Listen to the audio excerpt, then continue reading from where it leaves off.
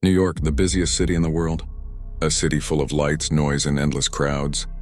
But beneath all that brightness, in the darkness below, lies a secret very few know.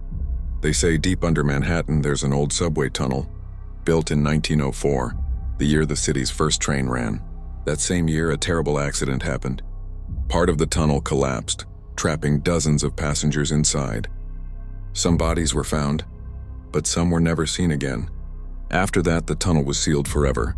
People whispered that restless souls wandered inside, but with time it became just another forgotten ghost story. Years later, a man named Evan worked for the New York subway system. He was used to the night shift alone in the quiet tunnels. One night he was ordered to inspect an old passage beneath Grand Central, a line once known as Track 61. It had been closed for decades, yet strangely the power lights had turned on by themselves. Evan went down alone. The air grew heavy and cold. His footsteps echoed, the light above him flickered, and an eerie silence filled the tunnel. Then suddenly he heard it, a faint voice whispering through the darkness.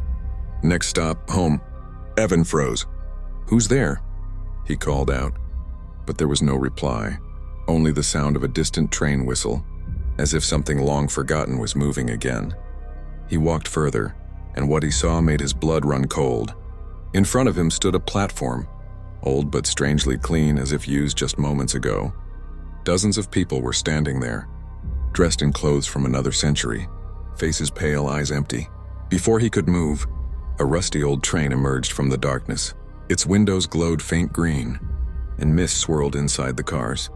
The train stopped with a metallic screech, and the doors slowly opened. A woman stepped out, wearing a torn white dress from the early 1900s. She looked at Evan and whispered coldly, "We've been waiting for you." Evan's breath quickened. He tried to run, but his feet felt glued to the ground. Inside the train, dozens of red, lifeless eyes stared back at him. A sudden gust of freezing wind blew through the tunnel. The lights went out. There was a deafening sound, and when the lights flickered back on, the platform was empty. The next morning, when the crew came to check, they found only Evan's helmet and a single footprint pressed deep into the dusty tracks that hadn't been used in over 100 years.